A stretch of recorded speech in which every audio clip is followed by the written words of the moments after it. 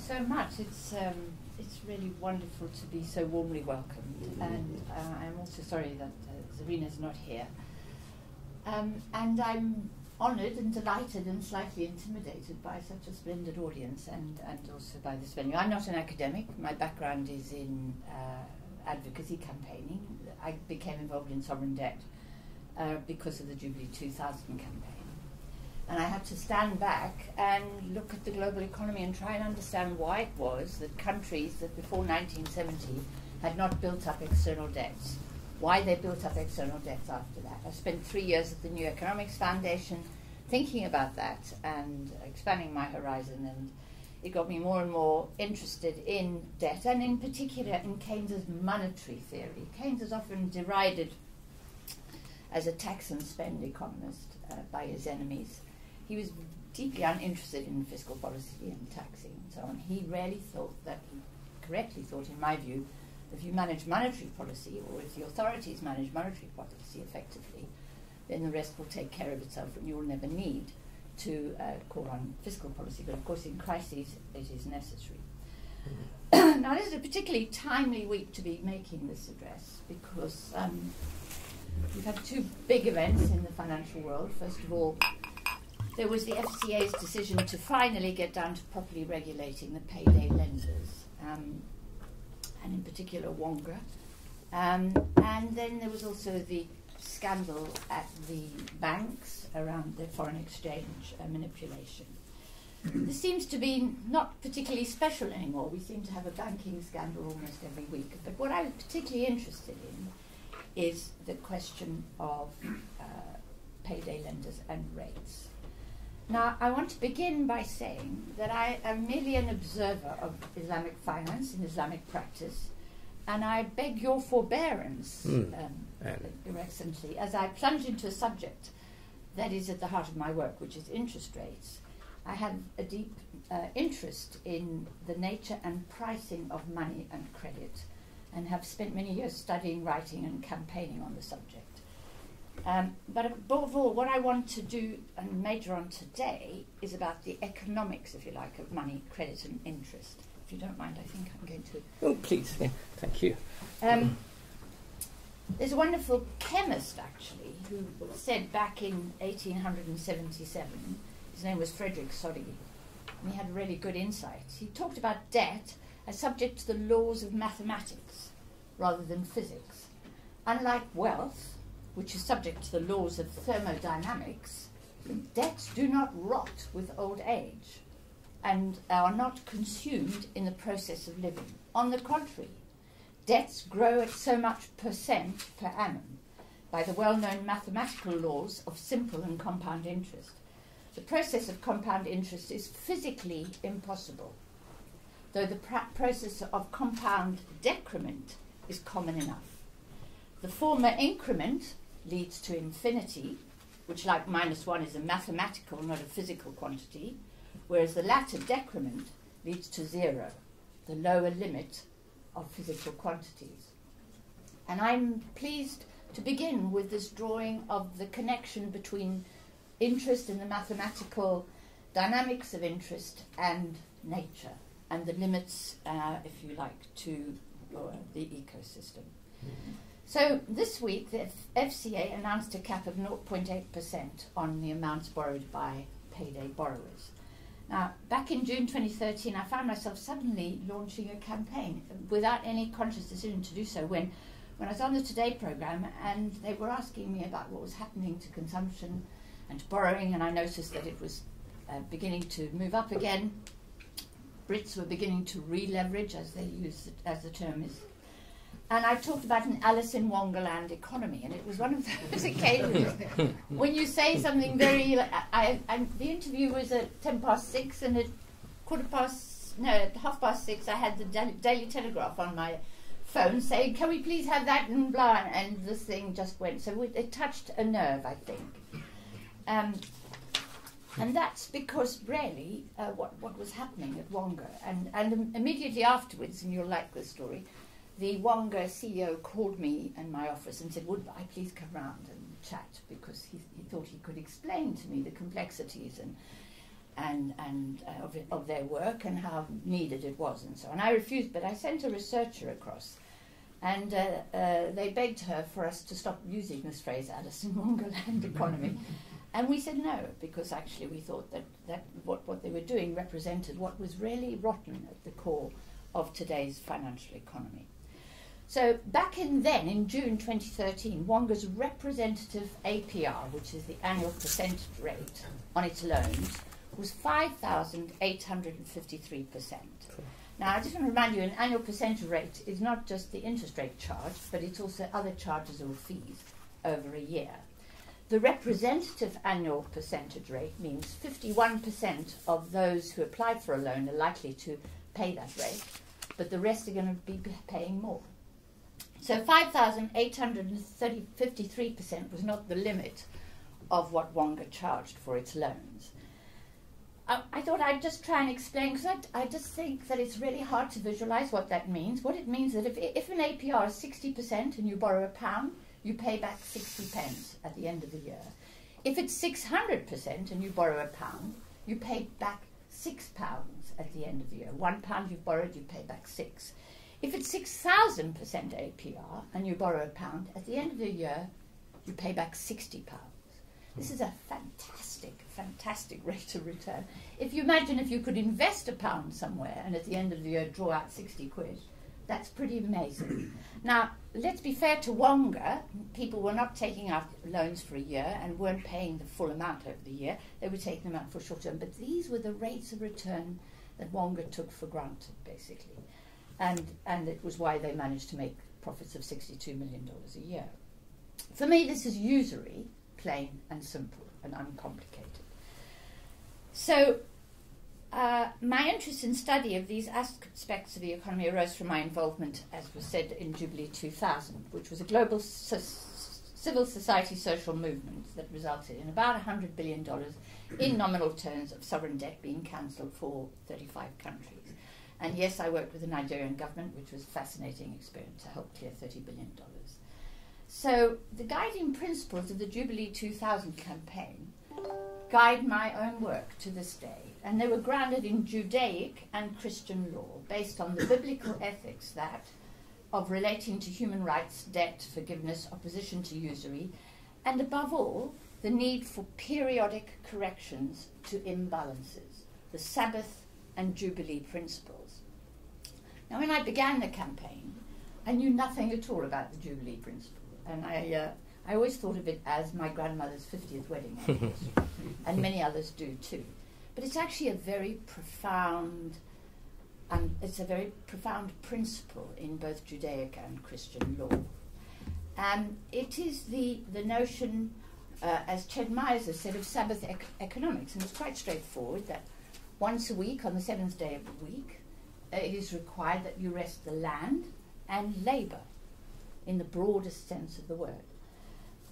Once every 7 years, the land should be rested for a whole year to give it time to recover. And then every 7 years, in the 49th year, it is necessary to write off debts and restore land to the rightful owners and restore balance, essentially. Now, this is a principle that wasn't fully applied and is still not fully applied. We've given up on the Sabbath here in Britain. The only group who practice Sabbath economics these days are academics. They're the only, at least as far as I know, they're the only group that takes sabbaticals.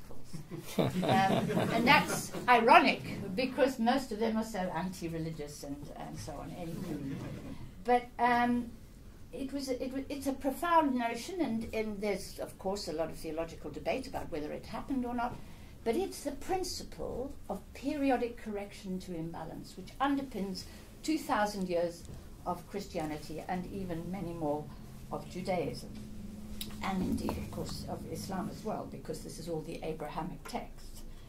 So the point is that it was this concept which is united us all around the Jubilee 2000 campaign and caused the campaign to become incredibly, to touch a nerve across the world, which really astonished me and many others.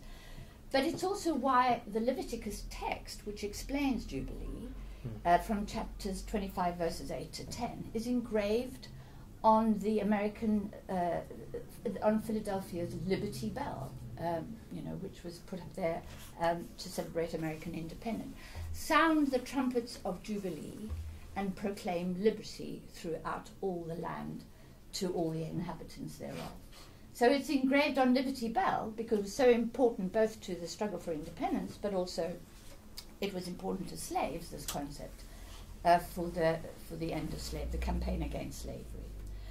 So the Jubilee 2000 campaign drew on what Ched Myers called Hebrew Bible's vision of Sabbath economics, which contends that a theology of abundant grace and a communal ethic of redistribution is the only way out of our slavery to the debt system with its theology of meritocracy and private ethic of wealth concentration.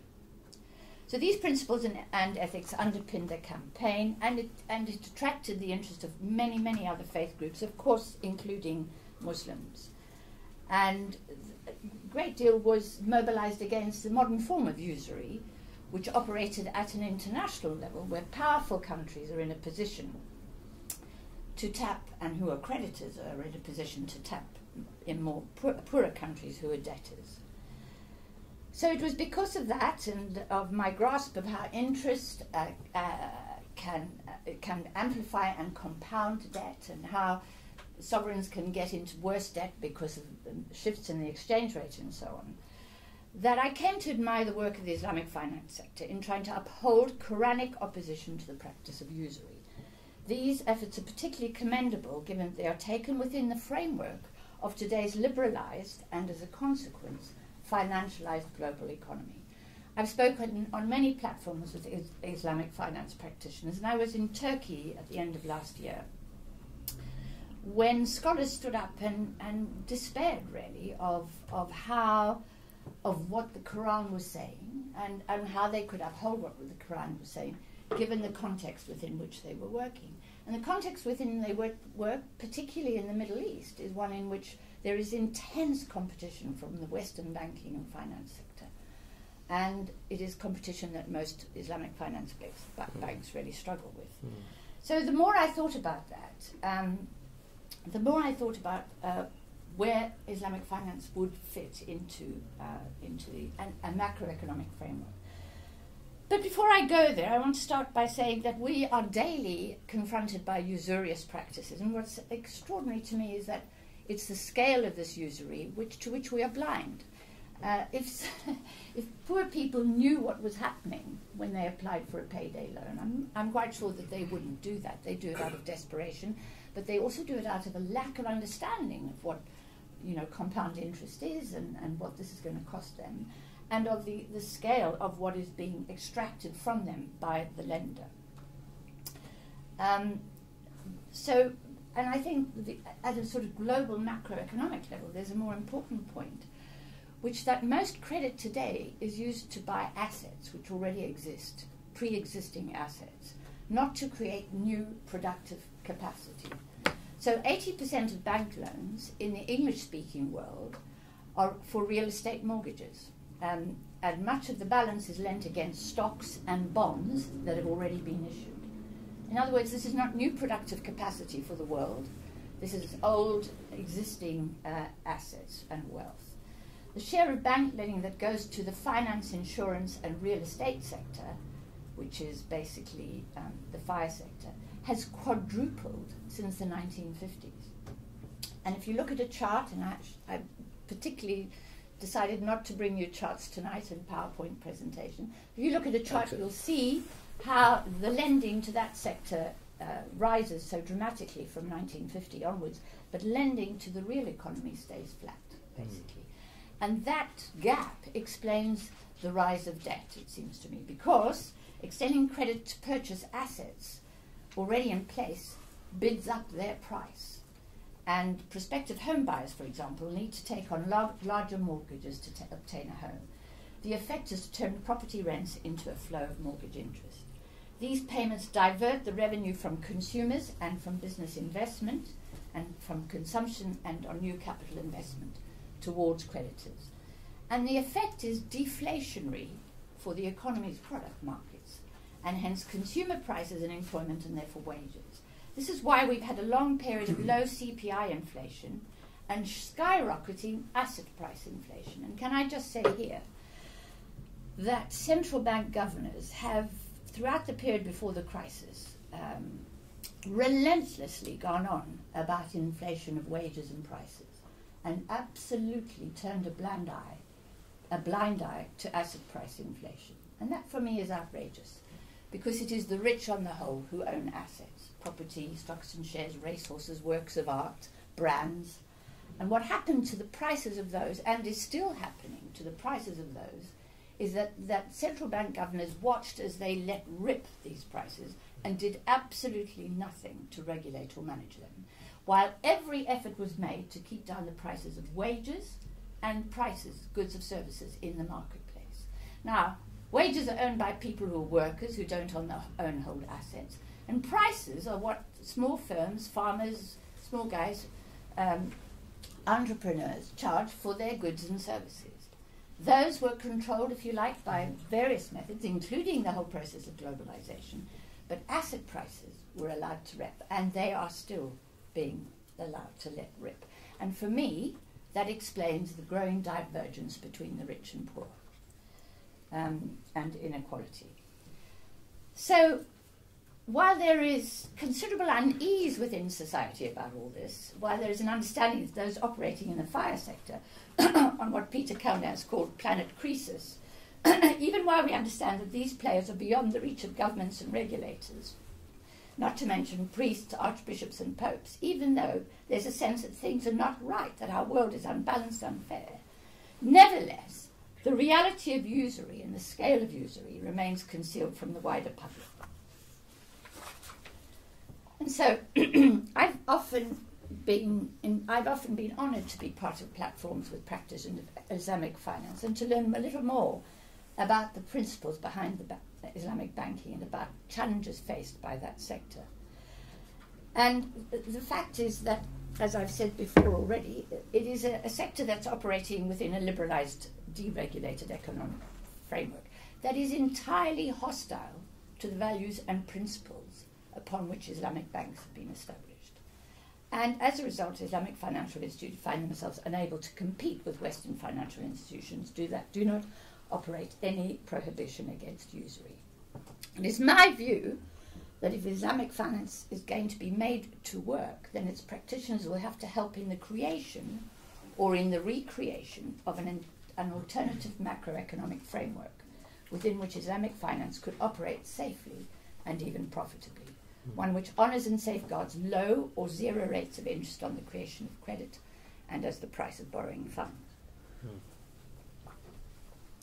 Now, the most orthodox neoliberal economists would have us believe that bankers are mere intermediaries between borrowers and savers. I want to start on this because for me, I want to explain Keynes' theories, and particularly his liquidity preference theory, but I think we can't talk about that until we have an agreed position on what money or credit is. And there's a lot of misunderstanding within the economics profession, not to mention outside of it.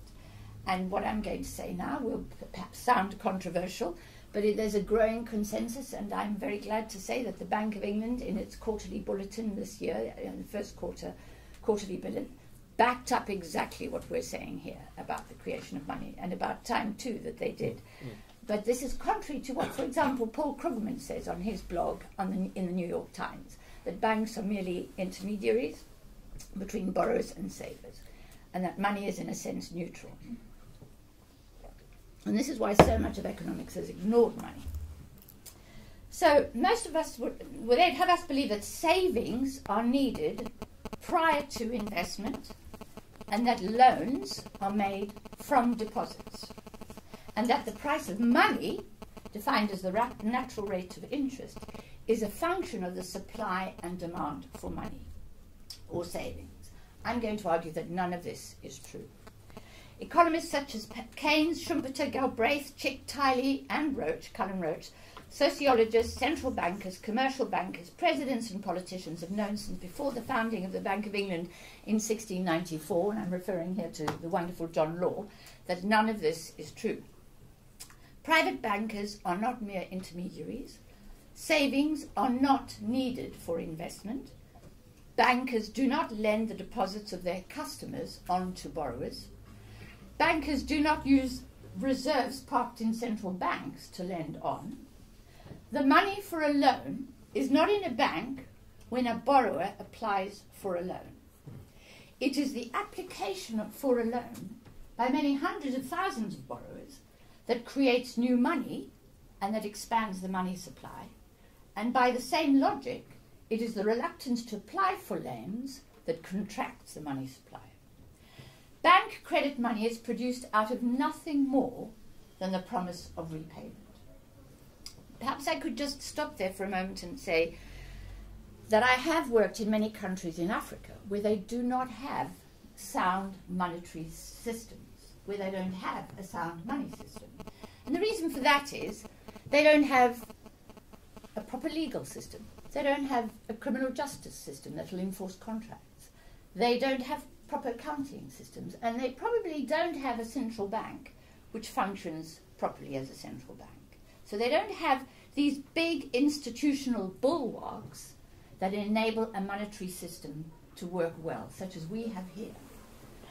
That's why I regard our monetary system as a great civilizational advance. We developed it over centuries, and it's a great civilizational advance because, as Keynes once argued, there can never be a shortage of money within a sound and well-developed monetary system, and there will always be enough money for us to do what we can do. Not more and not too little, but what we can do. There should always be enough money for that.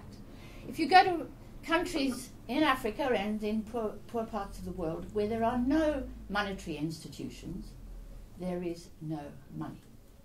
People walk around with plastic bags full of dollar bills or sterling or some other currency.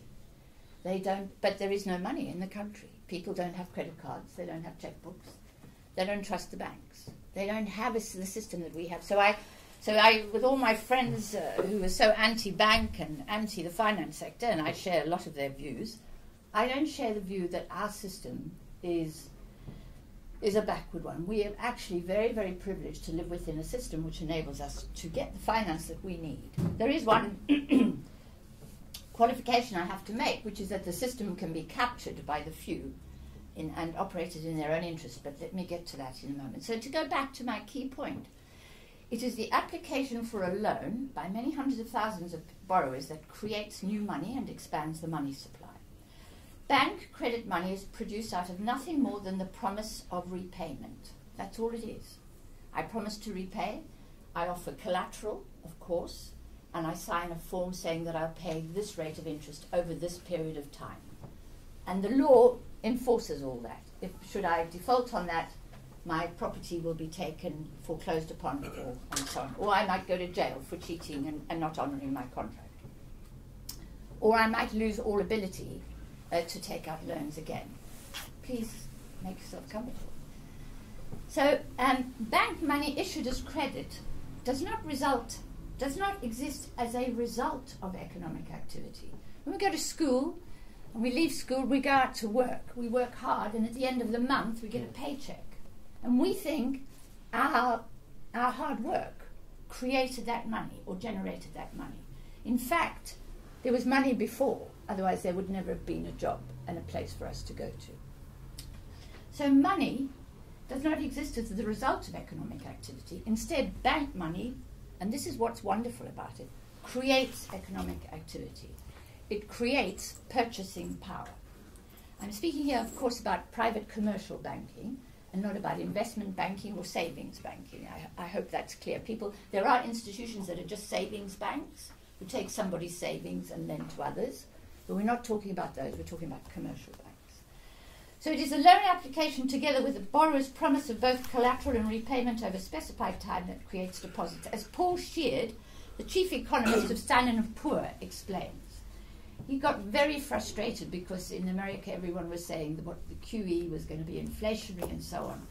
And he realized that most people really just didn't understand money. So he wrote, I think it was June last year, banks lend by simultaneously creating a loan asset and a deposit liability on their balance sheet that is why it is called credit creation.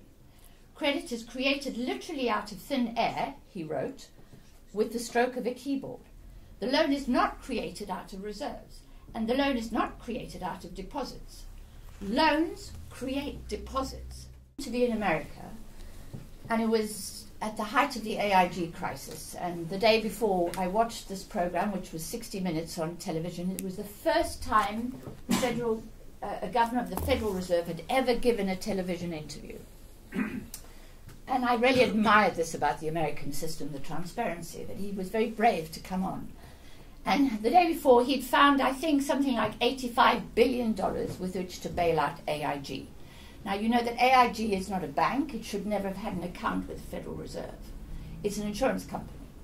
But it was posing a systemic threat, and so they decided to bail it out. $85 billion. So the journalist says to him, now, Mr. Bernanke, where did you get that money from?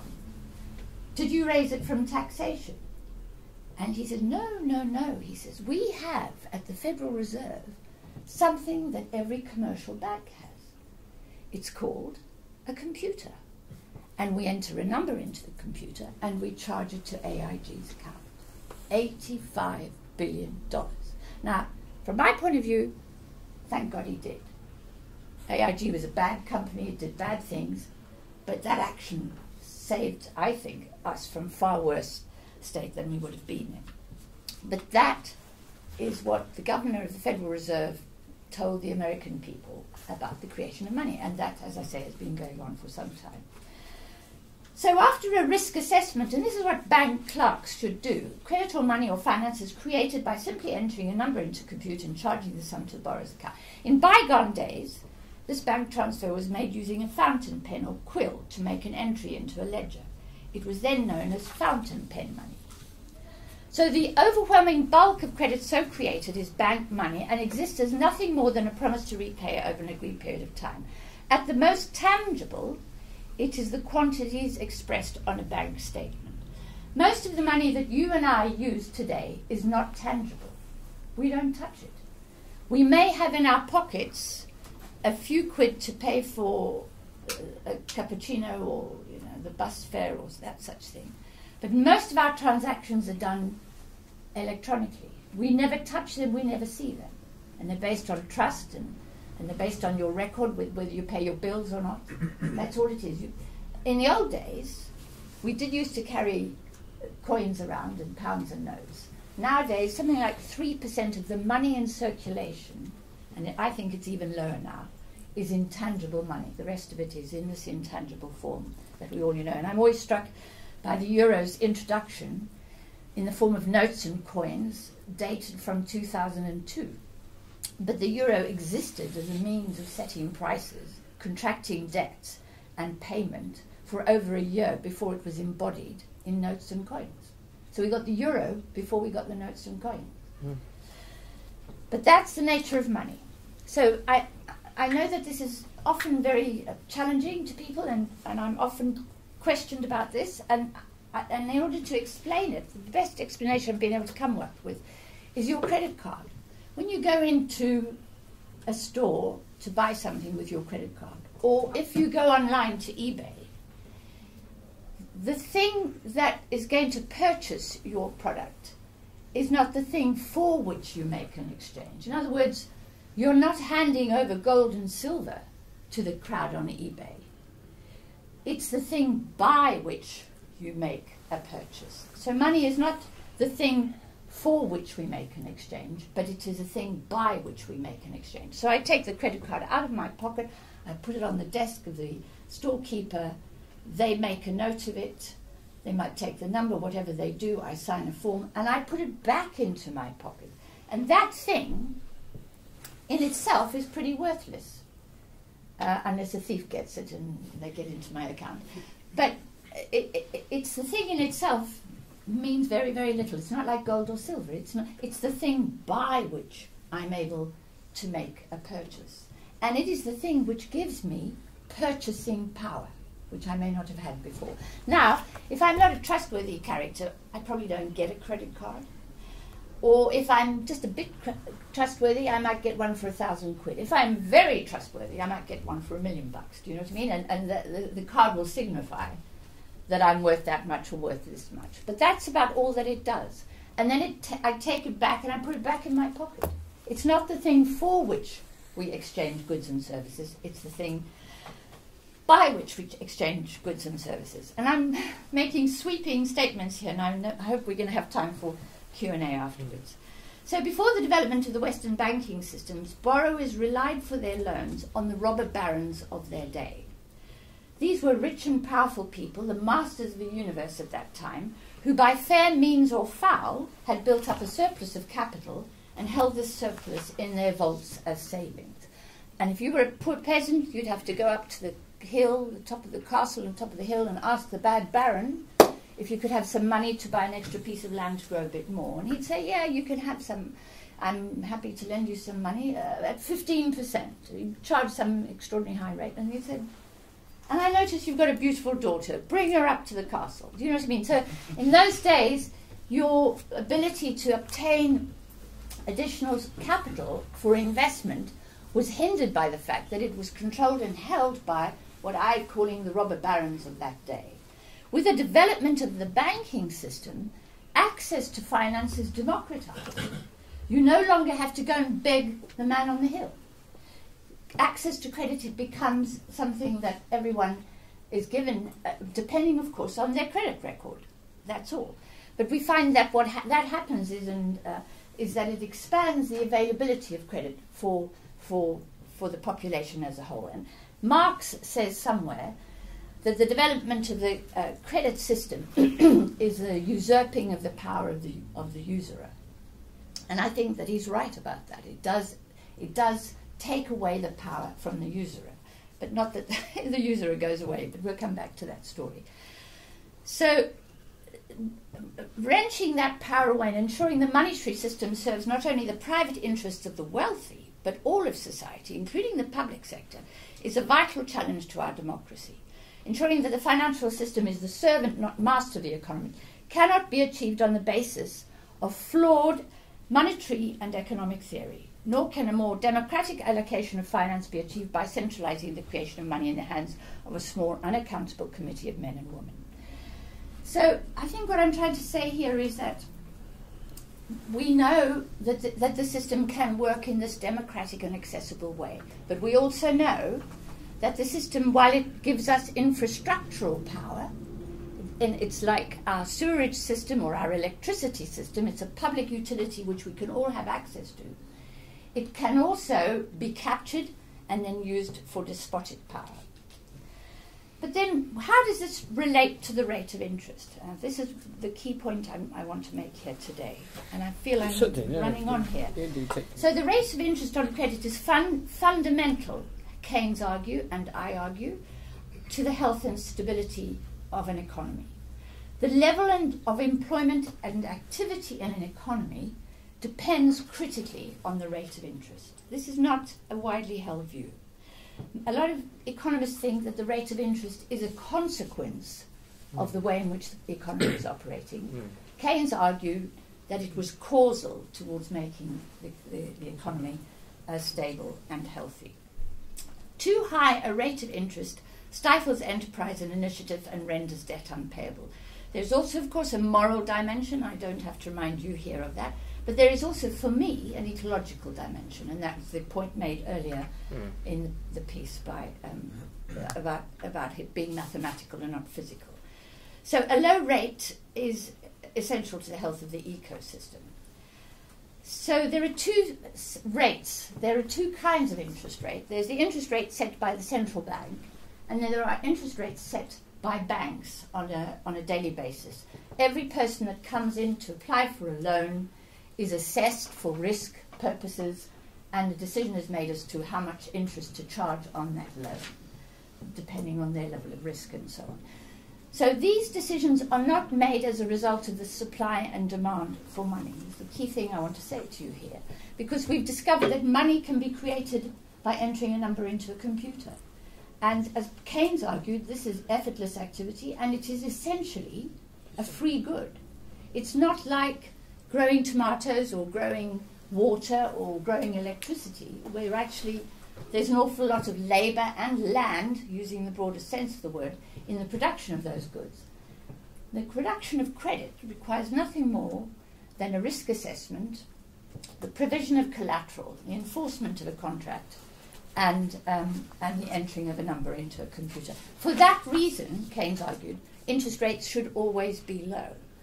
Now, how can we keep them low if that is the case? How can we prevent the Wongas of this world, the banks of this world, from charging very high rates of interest? And that's really at the heart of what I want to say here today. He came up with his liquidity preference theory. He argued that the rate of interest occurred as a result not of the demand for savings, but rather as a result of the demand for assets.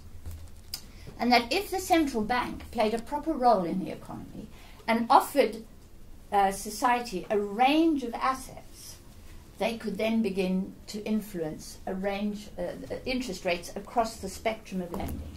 He argued correctly that people want to do, if they've got surplus cash, there's several things they want to do. They want to put it somewhere so they can draw it down quickly as cash. This is what you and I'd like to do too. We want to be able to put our money somewhere where it's safe, but where we can haul it out tomorrow if possible. We want to have it somewhere where it will be secure. So we were then prepared to put it in a boring government bond, say, which will low return, but it's secure. But our third motivation is to have some money for speculation, for gambling, for thinking we could do something and we can see the future as others can't see it. So Keynes argued that's the spectrum of demands that are made by society for money. And if the central bank helped to satisfy that, if they offered assets, short-term, medium-term, long-term, risky and not risky, for the customer, they could then begin to have a dramatic impact on the rate of interest across the spectrum of lending and borrowing. He not only developed this theory, he actually implemented it. In 1933, with the collapse of the gold standard and the arrival of Roosevelt, President Roosevelt,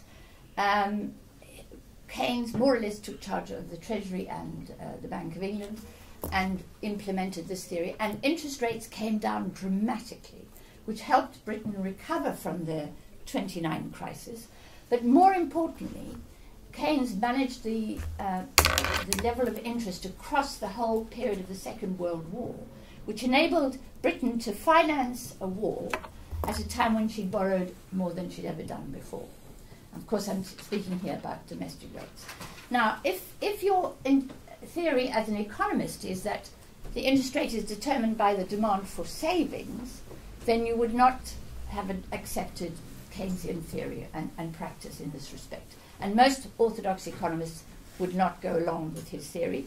And in my view, there's a conspiracy behind that, because bankers like high rates of interest. Who would not want to have a high rate of interest earned on what is effectively effortless activity? And so this theory, the liquidity preference theory, was pretty quickly trashed and forgotten and is hardly in existence. It's hardly remembered today by academics, never mind practiced.